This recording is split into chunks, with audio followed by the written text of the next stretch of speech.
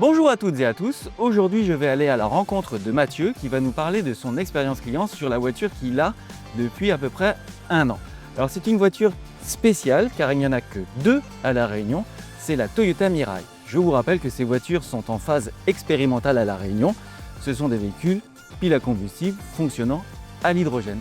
Allons voir donc si cet essai est concluant. C'est parti!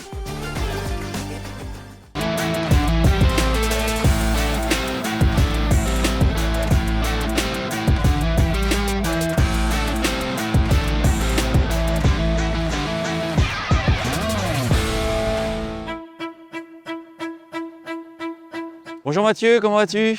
Bonjour François, tu vas bien? Ça va très bien, merci. Alors, tu sais pourquoi je viens te voir aujourd'hui? Pour la voiture hydrogène, donc la Toyota Mirai. C'est ça, tu vas me parler maintenant, ça fait à peu près 1 an que vous avez les véhicules? C'est ça, donc on arrive sur nos 1 an, donc 1 an de test. Et aujourd'hui, donc ce que je t'ai préparé, c'est que je l'ai chargé et du coup, on est prêt à rouler et à la tester ensemble. Et ben justement, tu m'emmènes faire un tour? Allez, pas de problème, on y va. Allez, c'est parti. Installe-toi.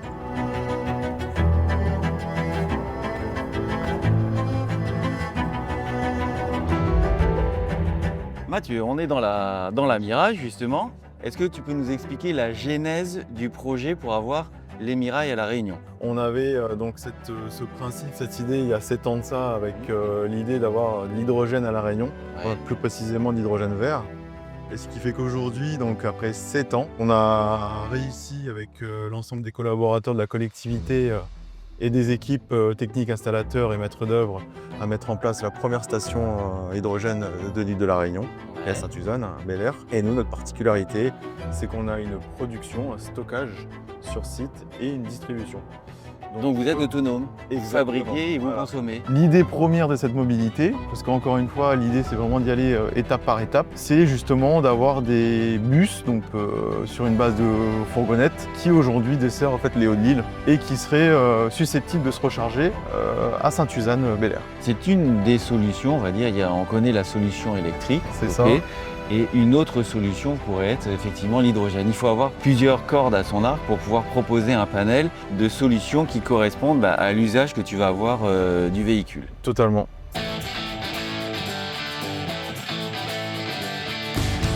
Au niveau de l'utilisation, donc au quotidien, cette voiture, vous en servez pour quel type d'utilisation et qu'est-ce que tu as remarqué? Est-ce que c'est différent d'une voiture classique ou pas du tout?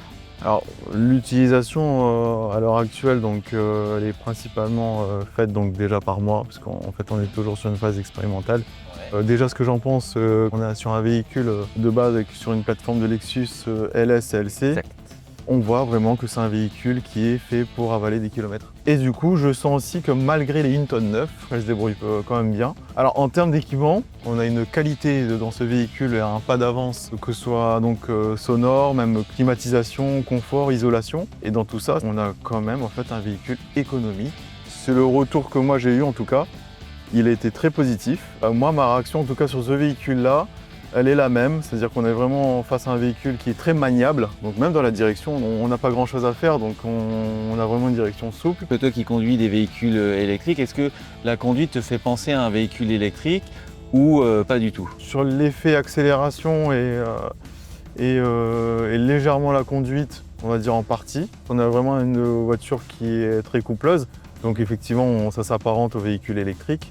Ce qui est très agréable au fait en termes de reprise. Mais en revanche, au niveau de la conduite et de la consommation, ça n'a rien à voir avec un véhicule électrique. Aujourd'hui, si je dois faire un trajet quotidien d'une vingtaine de kilomètres, ça va me coûter, on va dire, peut-être 17-15 km d'autonomie. Donc ce qui est beaucoup moins que la moyenne. Or, un véhicule électrique est vraiment représentatif de la réalité.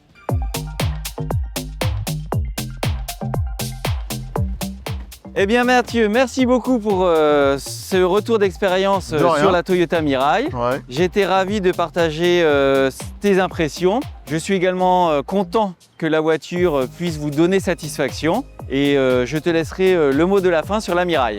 Déjà, merci Toyota. Merci de partager cette expérience-là avec nous, qui j'espère en fait perdurera et que nous arriverons en fait à cette finalité au fait de la mobilité lourde, donc qui est l'objectif de La Réunion dans cette PPE 2030. Merci beaucoup Mathieu. Je te remercie François. À bientôt. Et je reste à ta disposition pour les bus à hydrogène. Pas de problème, on se dit à bientôt François. Au revoir. Au revoir. C'était la vidéo expérience client avec Mathieu Cabiti et la Toyota Mirai. Je vous remercie de l'avoir regardé. Si vous avez des questions, n'hésitez pas sur notre page Facebook Toyota Réunion. Nous avons également une chaîne YouTube Toyota Réunion. N'hésitez pas à vous abonner et à liker. À bientôt dans une prochaine vidéo.